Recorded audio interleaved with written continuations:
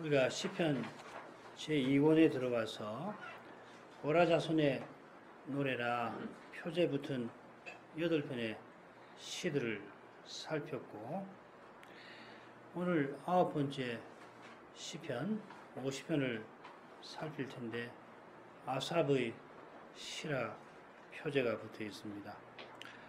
이 아삽이 누군가 하면은 다윗이 언약궤를 예루살렘 장막에 옮길 때에 등장하는 중요한 인물입니다. 역대상 16장 37절 다윗이 아삽과 그 형제를 여호와의 언약궤 앞에 머물러 항상 그 궤 앞에서 섬기게 하되 날마다 그 일대로 하게 하였고,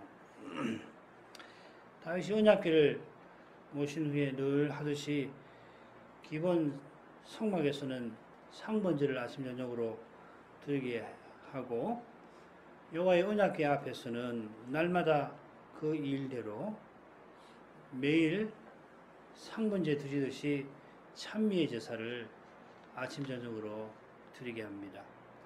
어떤 찬미를 드렸나? 16장 7절에 보면 그날에 다윗이 아삽과 그 형제를 세워 위선 여호와께 감사하게 하여 이르기를 너희는 여호와께 감사하며 그 이름을 불러 아뢰며 그 행사를 만민 중에 알게 할지어다. 위선 처음으로 아삽이 언약궤 앞에서 찬미의 제사를 드렸는데 감사의 찬미를 다윗의 지시로 드렸습니다. 그리고 그 이후로도 계속해서 드렸다 하는 말씀입니다. 이 찬미의 이 감사의 제사가 이 시의 핵심 교훈과 붙어 있습니다. 줄거리 보십시다. 하나님이 제사로 나와 언약을 맺은 자기 백성을 모으라 하셔서 그들더러 들으라고 하십니다. 1절부터 7절까지입니다. 그리고 하나님이 두 가지를 책망하시는데, 첫째는 제사에 관한 내용이고 8절부터 13절, 둘째는 생활에 관한 악한 삶에 관한 것입니다. 16절부터 21절, 하나님이 언약을 세워서 제사장 나라와 거룩한 백성을 삼으셨는데 그 거룩한 사명과 관련하여서 자기 백성을 책망하십니다. 책망하시는 목적은 망하게 하시는 게 아니라 언약을 이루려 하십니다. 죄를 경고하시지만은 구원의 길을 보이십니다. 시의 마지막에 감사로 제사를 드리는 자, 구원을 약속하시는데 바로 그 내용이 14, 15절에 똑같이 나옵니다. 그러면 첫째 단락으로 가시죠. 하나님이 하늘과 땅을 불러 증인 삼아서 자기 백성을 심판하신다 하는 내용입니다.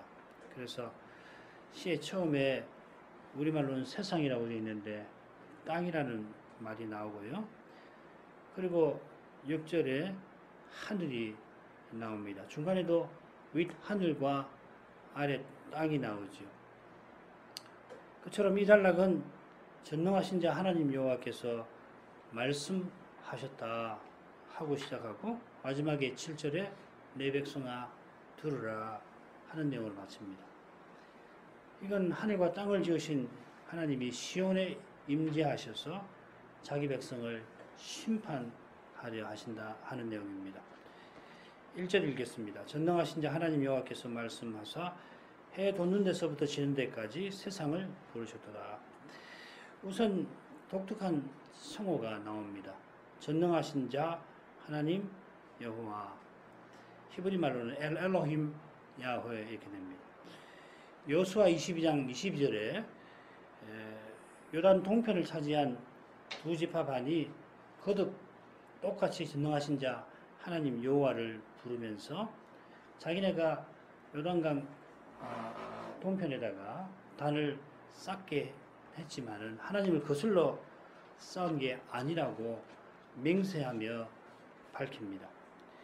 자기네가 이 가나안 땅 동편에 따로 사니까 하나님을 예배하는 일에 예배하려고서 단을 쌓은 것이지 요단강 서편에 있는 나머지 지파가 의심하듯이 언약을 깨려고 한 것이 아니다 하면서 이 칭호를 두 번이나 전능하신 자 하나님 여호와를 두 번이나 부릅니다. 이 경우를 참조하면은 전능하신 자 하나님 여호와라 하는 칭호가 무슨 뜻이냐면 유일하신 참 하나님이 이 이스라엘과 제사로 언약을 맺으셨다 하는 것과 그 뜻이 밀접히 붙어 있습니다. 여호와께서 말씀하셨습니다. 말씀하사 이렇게 했는데 끊어야 됩니다. 이 짧은 표현이 언약을 요약합니다. 히브리서 1장 1, 2절이 대표적이죠. 우상은 입이 있어도 말하지 못합니다. 말씀하시는 하나님은 말할 입을 지어주시고 인생의 말에 귀를 기울이십니다. 인생에게 귀를 지어주셔서 하나님 말씀을 듣게 하십니다. 이것이 언약의 사귐입니다. 이 사귐이 참된 생명, 우리에게 참된 생명입니다. 그처럼 말씀하신 하나님은 말씀대로 이루십니다. 약속하신 영원한 생명을 주십니다. 영원한 사귐을 허락하십니다. 삼위 안에 있는 저 영원한 교제의 영광에 이르게 하십니다. 우리는 그 영원한 교제 안에는 들어가지 못해요. 신이 아니니까.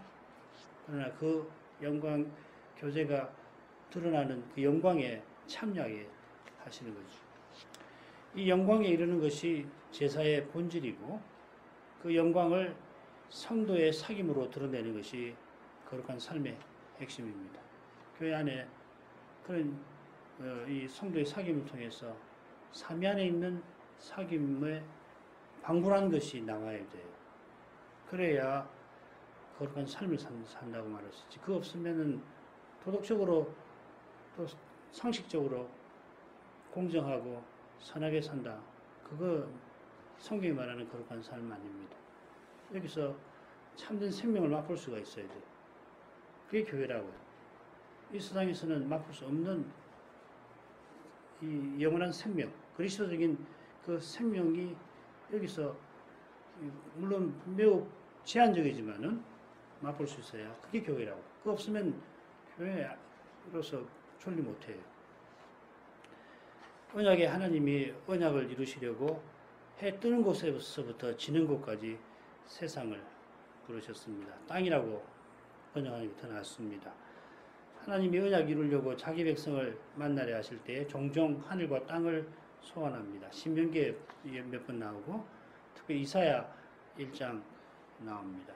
그 뜻이 무엇인지 신명기에 나오는 말씀에서 엿볼 수 있는데 4장 26절입니다. 여호와께서 너를 교훈하시려고 하늘에서부터 그 음성을 너로 듣게 하시며 땅에서는 그 큰 불을 내게 보이시고 너로 불 가운데서 나오는 그 말씀을 듣게 하셨느니라. 시내산 언약을 체결할 때의 장면인데 이스라엘이 하늘에서 나오는 음성을 듣고 땅에서는 불 가운데에서 말씀을 듣게 하셨습니다. 하늘과 땅을 창조하신 하나님이 하늘과 땅을 쓰셔서 언약의 말씀을 자기 백성에게 들려주셨던 겁니다. 그 언약을 언약 백성이 어떻게 어겼나 지적할 때에 사용하신 그 땅과 하늘을 증인으로 삼으시는 겁니다. 2절서부터 5절 읽겠습니다. 온전히 아름다운 시온에서 하나님이 빛을 발하셨도다. 우리 하나님이 임하사 잠잠치 아니하시니 그 앞에는 불이 삼키고 그 사방에는 광풍이 불리로다. 하나님이 그 백성을 판단하시려고 윗하늘과 아래 땅에 반포하여 이르시되 나의 성도를 내 앞에 모으라. 곧 제사로 나와 언약한 자니라 하시도다. 2, 3절은 하나님의 영광스러운 임재를 묘사하고 4, 5절은 임재하신 목적을 교훈합니다. 온전히 아름다운 시온은 48편 2절에 나오죠. 하나님이 거기 계시니까 아름다우신 하나님이 계시니까 시온이 아름답고 온 세상에 기쁨이 됩니다. 하나님의 영광이 시온의 지성소에서 아름답게 비추었습니다. 하나님이 자기 백성과 함께 하셔서 그 사랑의 영광을 나타내신 겁니다. 그 사실이 해가 떠서 성전을 비추는 데에 그리고 해가 질 무렵에 상번제를 드리는 데서 잘 드러납니다. 아침 첫 햇살이 비출 때 상번제를 드리거든요. 하나님이 이스라엘을 특별한 소유 삼으셔서 이스라엘이 전부를 하나님께 드려서 하나님과 거룩한 사귐에 나아갔던 것입니다. 그 영광이 하나님이 임하사 잠잠치 아니하십니다. 이번에는 시내산 광경을 떠오르게 합니다. 불이 그 앞에 삼키고 사방에 광풍이 불립니다.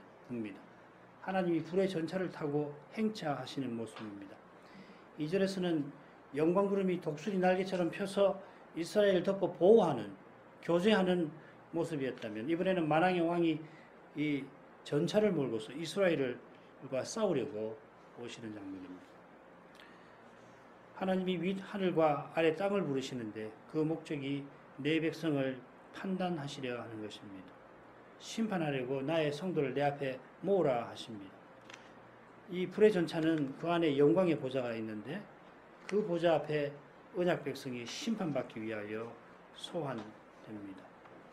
하나님이 자기 백성을 나의 성도라 부르십니다. 이 성도 하시드라는 말이 헤세드, 언약의 인자와 붙어 있습니다. 성도는 하나님에게 언약의 사랑을 받은 사람들입니다. 하나님이 언약 맺으시는 것이 큰 사랑입니다. 제사로 나와 언약 한 자라는 말이 그 말입니다. 하나님이 중보자를 친히 내셔서 그들을 건져 하나님에게 나오게 하신 겁니다. 독수리 날개로 업어서 하나님에게 이끄시는 것, 하나님에게 예배하는 것이 큰 은혜입니다. 이 사랑을 받았으니 마땅히 하나님을 사랑해야 합니다. 언약에 속한 형제를 사랑해야 합니다. 그러나 이 복된 일에서 이스라엘이 거듭되었기에 하나님이 그들을 소환하시는 것입니다. 6절, 7절 하나님이 그 공의를 하늘이 그 공의를 선포하리니 하나님 그는 심판장이시미로다. 내 백성아 들을지어다. 내가 말하리라. 이스라엘아 내가 내게 증가하리라. 나는 하나님 곧 내 하나님이로다. 하나님이 땅과 아울러 윗 하늘을 증인으로 부르셨기에 하늘이 그의 공의를 선포합니다. 하나님이 언약을 이루신 그 의를 증언합니다. 해가 떠서 지는 일이 하루도 거르지 아니한 것은 하나님이 낮과 맺은 그 언약을 지키신 까닭입니다. 그처럼 하나님이 하늘에서 하신 그 말씀을 온전히 지키신 것을 하늘이 증언합니다. 그런 까닭에도 하나님은 심판장이십니다. 언약을 세우고 언약을 신실히 지키신 분으로서 자기 백성을 심판하십니다. 언약을 세워서 명령하시는 분으로 순종했는지 여부를 판단하시는데 친히 언약을 다 이루신 터에서 심판하십니다. 그 앞에 아무도 항의하지 못합니다. 할 수도 없습니다. 여기 백성의 소리가 들리지 않을 겁니다. 하나님의 말씀만 있지 백성이 뭐라고 대답했던 적이 이 시에 나오지 않을 겁니다.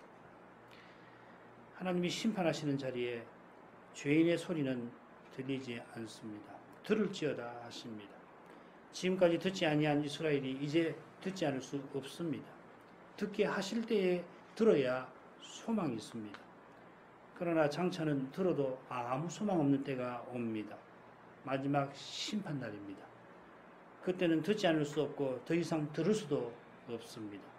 아직 하나님 말씀을 들을 수 있을 때에 참으로 겸손히 들어야 소망이 있습니다. 하나님이 제사로 언약 맺은 백성을 소환하셔서 먼저 제사와 관련하여 책망하십니다. 이 제사란 말이 히브리 말로 째바인데 또 나올 겁니다. 8절은 그런데 어떻습니까? 내가 너의 재물을 인하여는 너를 책망치 아니하리니 내 번제가 항상 내 앞에 있음이로다.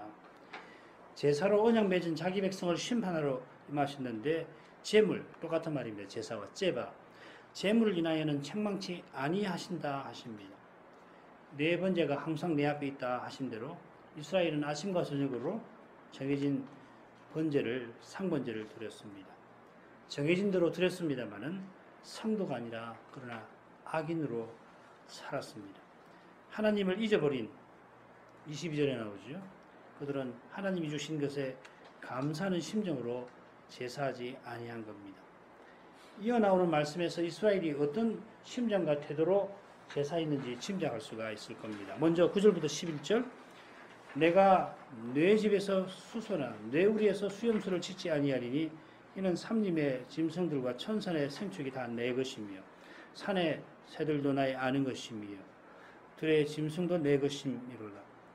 이스라엘이 제사를 드리면서 하나님께 뭘 드린다 착각했습니다. 제사는 제물이 내 것인데 내 것을 하나님께 드린다 생각한 겁니다. 하나님이 무엇이 부족해서 제사하라 하신 게 아닙니다. 고대 근동의 신화를 보면 신들이 자기 먹을 음식을 드릴 종으로 삼으려고 사람 지었다 하는 내용이 있는데, 하나님은 사람 지으실 때 낙원에서 얼마든지 먹게 하시고 하나님과 교제하도록 하셨습니다. 그처럼 이스라엘이 자격이 있어서 하나님 백성 된 게 아니라 오히려 가장 자격 없는 민족을, 가장 작은 민족을 하나님이 사랑하셨습니다. 두렵고 큰 광야에서 친히 먹을 것과 마실 것을 주셨고, 또 가난을 주셔서 파지 아니한 우물을 얻게 하시고 심지 아니한 포도원에서 배불리 먹게 하셨습니다. 풍성한 추수를 거두게 하셔서 빈손으로 하나님 앞에 나오지 아니하게 하셨습니다. 주신 모든 게 하나님 것이라고 깨닫고 그 주신 것을 대표해서 하나님께 드려 하나님의 영광을 뵙게 하셨습니다. 여기에 번제 드리는 뜻이 있습니다. 하나님이 먹을 것만 주신 게 아니라 하나님을 주신 것입니다. 이것이 화목제 드리는 뜻입니다. 번제와 화목제가 겹치는 종류가 몇 있는데 그 중에 낙헌제, 자원제가 있습니다. 자기를 하나님의 특별한 소유로 삼아 주신 것을 기뻐하여 온전히 하나님께 드려서 그 뜻에 써주시기를 구하는 제사입니다. 하나님이 독생자를 아낌없이 우리에게 내어주셨으니 우리도 그리스도 안에서 우리를 기쁨으로 드립니다. 이게 헌상입니다. 둘째, 이스라엘은 제사의 본질을 놓치고 하나님이 자기 같은 줄로 알았습니다. 12, 13절 내가 가령 줄여도 내게 이르지 않을 것은 세계와 거기 충만한 것이 내 것이므로다. 내가 수소의 고기를 먹으며 염소의 피를 마시겠느냐. 이 말씀은 방금 언급해드린 고대 근동의 이 신앙이 나오는 관념만 아니라 제사가 하나님께 드리는 음식이라는 성경의 관념과도 붙어 있습니다. 우리 성경에 자주 나오는 그 화제라는 불화자를 쓴 화제가 실은 음식 제사입니다. 번역을 고칠 필요가 있습니다. 레위 21장 6절 보시면 분명합니다. 이방 나라들은 인간이 신들의 종으로 신들의 음식을 갖다 바친다 생각했습니다만 이스라엘은 제사를 통해서 하나님과 언약의 교제를 나누었습니다. 예를 들면 출애굽기 24장을 보면은 제사를 통해서 시내산 언약이 체결이 된 다음에 모세, 아론 장로들이 궁창 아래에서 그 다음 중요한 말이 있습니다. 하나님을 보고 먹고 마셨습니다.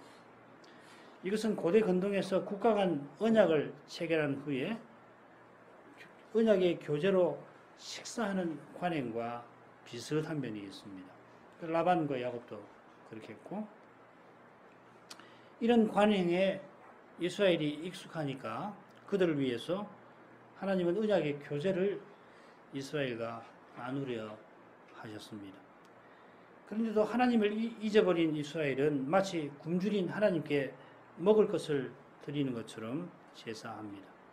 이사야 1장에서는 그런 이스라엘을 향하여 하나님은 내가 견딜 수 없다 하십니다. 이스라엘이 이방 신에게 제사하면서 하나님에게도 제사했기 때문에 이방 신에게 음식 갖다 바치듯이 하나님께도 제사를 했던 것입니다. 이런 제사는 가정한 것이어서 하나님이 내가 견딜 수 없다 하셨습니다. 비슷하게 여기서도 이스라엘은 하나님과 거룩한 사귐에 이르는 방편을 자기 행복의 수단으로 변질시켰습니다. 이런 위험이 늘 일어나는데 이유는 간단합니다. 하나님의 거룩한 영광을 뵙지 못한 까닭에 그렇습니다. 예배에서 하나님을 뵙지 못하면 누구든지 사람은 이렇게 되는 거예요. 거룩한 것을 모르니까 이게 무슨 일인지도 모르고 하는 겁니다. 사람이 막 나오는 거거든요. 사람이 나오지 않는 방법 한 가지밖에 없습니다. 하나님 앞에 서서 사람이라는 게 아무것도 아니라고 하는 것을 철저하게 깨닫지 않으면 결국은 사람의 지혜와 힘을 의지하게 되고 사람의 생각을 주장하고 사람의 뜻을 관철시키려고 그건 어쩔 수 없어요. 우리에게 다 있는 것이니까. 하나님을 배워야 인간이 아무것도 아니구나. 내가 죄인이라고 하는 것이 이렇게 두려운 거구나. 그걸 깨닫는 거거든요. 그러니까 겸손해지고 하나님의 사랑을 이런 나를 사랑하신 하나님을 알고는 마음이 따뜻한 마음이 유지가 되는 것이거든요. 안 그러면 어떻게 되냐면 내 속에 있는 것만 나오는 겁니다. 별 수 없습니다. 안 내놓을 수가 없어요. 그걸 막을 수 있는 것이 내게는 없으니까 하나님의 거룩한 영광만이 막는 거거든요. 그런 데서 차츰 변질하면 이스라엘처럼 이런 그릇된 생각을 한단 말이에요. 하나님도 어떻게 해보려고. 하나님에게도 영향을 줘가지고 있어. 그래서 자기 얻을 것을 얻기 위해서 이방신에게 제사하듯이 그렇게 한단 말이죠.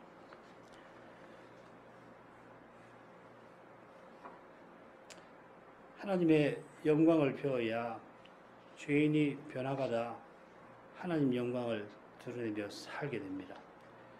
이 변화는 하나님 앞에 아무것도 아닌 죄인임을 깨닫는 것과 붙어 있습니다. 겸손히 은혜를 구하는 심령이 일어나 은혜의 하나님만 의지하며 살 수 있습니다. 여기서만 거룩한 삶이 가능합니다. 그런데 이스라엘이 열심히 제사합니다마는 하나님을 잊어버린 상태에 떨어진 것은 제사로 하나님에게 나아가지 못한 데 있습니다. 수십 년 교회 다녀도 하나님의 영광 뵙지 못하면 겉은 종교인의 모습을 그럴듯하게 갖추지만 그의 것은 그리스도 인격이 드러나지 못합니다. 14, 15절 감사로 하나님께 제사를 드리며 지극히 높으신 자에게 내 소원을 갚으며 환난 날에 나를 부르라 내가 너를 건지리니 내가 나를 영화롭게 하리로다. 여기 하나님을 지극히 높으신 자라 부르는 점이 눈에 띕니다. 이 칭호는 우리가 앞서 쭉 배운 이 고라 자손의 시편들의 주제와 관련이 되어 있습니다. 열방을 다스리시는 하나님. 마찬가지로 환난 날은 시편 20편 2절에서도 살폈습니다마는 가령 히스기야가 때에 아수르가 예루살렘만 남기고 유다를 다 파괴한 그날을 가리킵니다. 예를 들면 그러니까 이 시가 1장하고 이사야 1장하고 매우 비슷하다고 생각돼요. 상황이 열방을 대표하는 아수르가 언약의 나라를 무너뜨리려 하던 그때에 성전에서 많은 제사가 가증스럽게 드려졌습니다. 아수르가 공격하던 그 일도 환난입니다만 더욱 심각한 환난은 언약 백성이 악한 일을 행하면서 가정하게 제사 드리는 그것일 겁니다. 그런 날에 시인은 하나님의 약속의 말씀을 듣습니다. 15절에 나온 대로 나는 지극히 높으신 하나님이고 너는 환난 날에 나를 만난 신실한 백성을 가리킵니다. 이건 22, 23절의 대조를 통해서도 알게 됩니다. 하나님을 잊어버린 너희와 감사로 제사 드리는 자가 대조되어 있는데 하나님을 잊어버린 너희는 16절에 나오는 악인이고 그리고 우리가 지금까지 살핀 대로 그릇되게 제사하는 사람들이고 감사로 제사를 드려서 하나님의 구원을 얻는 이가 환난 날에 서원한 시인 또 그와 함께한 신실한 자들입니다. 환난이 닥치는 날에 신실한 시인 백성은 서원했는데 가령 히스기야가 아수르의 공격에서 건져주시기를 기도하면서 남은 세월 하나님만 섬기겠다 서원한 것처럼 했던 것입니다. 아무도 이 환난에서 건져주지 못합니다. 만국을 다스리시는 하나님, 열방을 다스리시는 지존자만 하십니다. 아수르는 온 나라를 삼킬 듯한 제국이었습니다. 서원하는 시인의 기도를 받으신 하나님이 시인에게 말씀하십니다. 하나님은 감사로 제사, 즉 감사제를 드리라고 하십니다. 눈앞에 현실이 절망일지라도 언약의 하나님이 신실하고 인자하심을 기억하고 틀림없이 약속대로 이루어주실 것을 바라는 심정으로 하나님을 가까이 하라 하신 것입니다. 내게 오라 하시는 겁니다. 이런 심정은 절망의 현실만 아니라 형통한 형편에서도 우리의 마음에서 사라져서 안 됩니다. 사도도 범사에 감사라 이것이 그리스도 예수 안에서 너희를 향하신 하나님의 뜻이니라 하였습니다. 그리스도 예수 안에서 이 명령을 받을 수 있습니다. 환난 날에도 주님은 우리의 구원과 소망이십니다. 그날에 주님이 우리를 부르십니다. 환난 날에 나를 부르라 하고서 지존자가 시인에게 경건한 자들에게 말씀하십니다. 환난 날에 주님을 부르는 것은 당연한 게 아닙니다. 하나님이 먼저 부르셔서 부르게 하십니다. 부르라고 하신 하나님이 내가 너를 건지리라 약속하십니다. 우리를 구원하려고 부르신 것이지 멸하려고 하신 게 아닙니다. 당장에는 망할 것 같은 현실에서 우리가 주의 이름을 부르는 것은 주님이 우리를 건지려 하신 사랑에 있습니다. 과연 주의 이름을 부르는 자마다 구원을 얻으리라 하신 말씀이 참됩니다. 누가 주의 이름을 부릅니까? 주를 믿는 사람, 의지하는 사람입니다. 누가 의지합니까? 주의 말씀을 듣는 사람, 주를 듣는 사람입니다. 겸손히 말씀을 듣고 그 말씀을 전하는 거기에 주님이 함께 하십니다. 함께 하시는 주님은 먼저 우리를 불러서 말씀하십니다. 그리고 우리더러 주님을 부르게 하십니다. 오직 은혜입니다. 하나님이 은혜 베푸시는 목적이 내가 나를 영화롭게 하리로다 하신 말씀이 있습니다. 이는 환난에서 건지시는 하나님을 찬송하게 될 일을 가리킵니다. 하나님이 은혜 베푸신 목적을 친히 이루십니다. 우리더러 영광을 돌리지 않을 수 없게 하십니다. 하나님이 거룩한 영광을 친히 드러내십니다. 주님이 드러내신 영광. 그러니까 사람으로서는 이 구원을 바랄 수 없는 절망만 가능한 망할 것 같은 현실에서 하나님이 친히 구원하셔서 영광을 나타내시는 것입니다. 그래서 깨닫고 그 영광을 주님께 돌립니다. 주님은 영화로우십니다. 거룩하십니다. 찬송하는 것입니다. 주님에게 없는 영광을 우리가 만들어 드리는 거 아닙니다. 주님에게 없는 영광은 아예 말이 되지 않는 것입니다. 그런 영광이 있다면 타락한 인생이 서로 간에 구하는 거짓 영광, 헛된 영광입니다. 그 뜬구름이에요. 연기 같은 겁니다. 없는 것입니다. 그런데 그 헛된 영광을 구하는 이유가 뭡니까? 사람이 무엇을 이룬다는 착각, 심지어 구원에 기여한다는 교만, 내가 교회를 세운다라고 하는 착각에 있는 것입니다. 그런 교만과 착각이 있는 데서는 심판의 영광만 기다릴 것입니다. 사람의 사랑의 영광은 겸손히 은혜 구하는 데 약속되어 있습니다. 그 다음 단락은 악인들에게 말씀하시는 대목입니다. 16절 21절 악인에게는 하나님이 이르시되 네가 어찌 내 율례를 전하며 내 언약을 내 입에 두느냐. 내가 교훈을 미워하고 내 말을 내 뒤로 던지며 도적을 본적 연합하고 가늠하는 자와 동류가 되며 내 입을 악에게 주고 내 혀로 괴사를 지으며 앉아서 내 형제를 공박하며 내 어미의 아들을 비방하는도다. 내가 이 일을 행하여도 내가 잠잠하였더니 네가 나를 너와 같은 줄로 생각하였도다. 그러나 내가 너를 책망하여 내 죄를 내 목전에 차례로 베풀리라 하시는도다. 16절을 처음에 악인에게는 하나님이 이르시되 하고 21절에 하시는도다 하고 끝납니다. 한 단락으로 보는 거죠. 이 단락에서 악인은 하나님의 율례를 전하고 그 언약을 입에 두는 사람입니다. 당시 이스라엘에서 이런 일을 하는 사람은 대개가 제사장, 레위인, 선지자, 조금 후에 가면 율법 선생들입니다. 백성의 지도자입니다. 그런데 악인이 되었습니다. 얼마나 악인인가.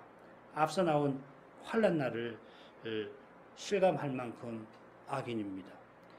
환난 날에 하나님이 참 선지자인 시인을 통하여 악인이 되어버린 거짓 지도자들에게 경고합니다. 내가 네 죄를 내 목전에서 차례로 베풀리라. 이들은 율법을 전하고 언약을 가르치는 사람들인데 교훈을 미워하고 말씀을 자기 등 뒤로 던져버립니다. 누구보다 율법을 꿀과 송이 꿀처럼 즐거워해야 될 텐데 반대로 미워합니다. 말씀을 금 곧 정금보다 사모해야 할 텐데 깡그리 무시해버립니다. 이런 태도는 딴 데서 오는 게 아니라 하나님을 미워하고 하나님을 그 권위를 멸시하는 마음에서 나옵니다. 하나님을 사랑하는 사람이 율법을 참되게 깨닫고 행합니다. 율법을 참으로 깨닫는 사람은 하나님을 사랑합니다. 악인은 하나님을 미워하기 때문에 교훈을 미워합니다. 이 미움은 배도하는 마음을 연상시키는데 이어 나오는 말씀들을 보면 그렇습니다. 도둑과 연합하고 가늠하는 자와 동류되는 것, 입을 악에게 주고 혀로 괴사 거짓을 지어내는 것, 형제를 공박하고 비방하는 것, 이거 보면 예레미야 선지자가 심판을 앞둔 이스라엘의 형편을 묘사한 것과 매우 비슷합니다. 예레미야 9장 또 7장 같은 데 보시면은 언약의 지도자들이 이런 일을 행하면 언약의 나라가 존립할 수가 없습니다. 하나님이 얼마나 참으셨나 달라 끝에 잘 나옵니다. 네가 이 일을 행하여도 내가 잠잠하였더니, 잠잠하셨다는 말은 이 심판을 하지 않으셨다는 뜻일 겁니다. 악인이 잘못해도 아무 말도 안 하고 가만히 계셨다는 뜻 아닙니다. 참 선자를 보내서 거듭 회개를 촉구했지만은 악한 지도자들이 더 이상 듣지 아니한 상태에 떨어졌던 겁니다. 주의 교훈을 미워하니까 말씀 전하는 선지자를 그냥 두지 아니하였을 것입니다. 그들은 자기 세상처럼 마음대로 행하였습니다. 이런 교만은 네가 너와 같은 줄로 생각한 데 있습니다. 교만해서 하나님처럼 되니까 하나님도 무시해버리는 겁니다. 겸손한 사람이 하나님을 본받아 형제를 섬깁니다. 자기가 거짓말쟁이인 것을 고백하니까 말씀을 조차 진실을 말합니다. 자기가 죄와 악밖에 없는 줄 아니까 죄인을 멀리하고 악을 피하는 것입니다. 자기를 높이면 추락하는 것밖에 없습니다. 하나님은 교만한 자를 마침내 책망하십니다. 마음대로 행한 그 죄를 눈앞에 드러내어서 부끄럽게 하십니다. 그리고 두렵게 하십니다. 마지막 절입니다. 2절. 하나님을 잊어버린 너희여 이제 이를 생각하라. 그렇지 않으면 내가 너희를 지저리니 건질 자 없으리라. 감사로 제사를 드리는 자가 나를 영화롭게 하나니 그 행위를 옳게 하는 자에게 내가 하나님의 구원을 보이리라. 이 시는 하나님의 경고와 약속으로 끝납니다. 악인에게는 경고하시고 시인과 신실한 자들에게는 약속하십니다. 악인들을 하나님을 잊어버린 자 너희라 부르면서 이를 생각하라 촉구하십니다. 악인들이 무시하는 그 하나님이 언약을 이루시는 사실, 언약을 어기는 자들의 죄를 틀림없이 심판하시는 그 사실을 생각해 보라 하십니다. 작은 잘못도 용납하지 못하는 인생과 달리 하나님은 그렇게 하셔서 천년을 하루같이 참으십니다마는 약속하신 그 구원을 이루시고자 하루를 천년같이 여기시는 그분이 마침내는 모든 악한 자를 심판하실 것입니다. 이 심판에서 벗어날 자 없습니다. 그러나 하나님이 심판하시는 것은 하나님의 구원을 보이려 하심입니다. 하나님의 사랑에 감사하여 그의 이름을 부르는 자, 하나님의 도우심만을 간절히 바라는 자로 하여금 찬송하는 자리에 이르게 하십니다. 그처럼 말씀을 겸손히 듣고 그 말씀을 조차 진실을 말하며 형제를 사랑하는 자, 비방한다고 그랬는데 반대로 형제를에게 선하게 말하는 사람은 약속하신 구원을 맛볼 것입니다. 그는 시인처럼 환난 날에 오직 주님만 바라봅니다. 주님만 바라보는 그 모습이 실로 무력하게 보입니다마는 그 연약함, 인생은 아무것도 할 수 없어서 다만 하나님만 의지하는 그를 통하여 주님은 거룩한 능력을 나타내십니다. 참으로 가난한 사람만이 주의 이름을 참으로 부릅니다. 기도하겠습니다. 거룩하신 아버지, 환난 날에 나를 부르라. 내가 너를 건지리니 내가 나를 영화롭게 하리라 말씀하셨는데 이 말씀이 실로 거룩하십니다. 하나님은 인생이 아니시고 하나님이십니다. 거룩하신 영광을 이날에도 배웠기를 구합니다. 그 영광을 배웠고서 저희 마음이 높아져 하나님도 인생 같은 줄로 착각하는 일 없게 하옵소서. 사람의 힘과 꾀를 의지하지 않게 하옵소서. 겸손히 말씀을 듣고 들은 말씀을 조차 기도하게 하옵소서. 너희는 가만히 있어 내가 하나님됨을 알지어다 하신 하나님만 홀로 영광 받으옵소서. 예수님 이름으로 기도합니다. 아멘.